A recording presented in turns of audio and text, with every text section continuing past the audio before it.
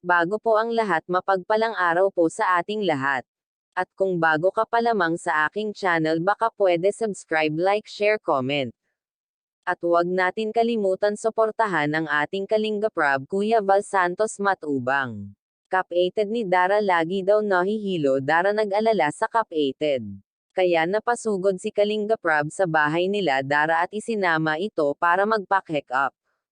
At para e-pasyal itong magka-ated. Ngunit sa kalagitnaan ng kanilang biyahe ay nahilo itong si Cap-ated ni Dara kaya pinaamoy ito ni Dara ng Vicks inhaler. Nakakaawa talaga itong magka-ated, latot sila ng dalawa sa kanilang bahay, paano na lamang kung nasa eskwelahan itong si Dara at Cap-ated lanang niya ang maiwan sa bahay. Kung sampungin ito ng kanyang sakit, kawawa naman.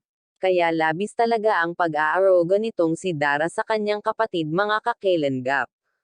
Ito pala ay may dinaramdam at ngayon lanang natin nalaman. At naaktuhan talaga ng ating mga viewers, Kalinga Prab nag-alala sa kalagayan ng Cap-ated ni Dara. Kaya wag po kayo magsawang sumubaybay sa ating video para updated kayo palagi sa kalagayan ng mag-Cap-ated. Sa mga sponsor ni Dara, maraming salamat po sa bigay niyong tulong, para mapabuti ang kalagayan ng mag-Cap-ated. Deserve po talaga ng pag-Cap-ated itong pabahay ni Kalinga Prab. Dara, labis ang pasasalamat kay Kalinga Prab dahil parang ito na raw ang magulang nilang mag-Cap-ated. Naghahanap talaga itong si Dara ng pag-aaruga ng isang magulang, mga kakelenggap. Subalit wala na ang magulang nito kaya malungkot ang magka-ated. Ika nga, sabi ni Dara, sumasaya ng isang oras tapos kapalit isang araw na kalungkutan.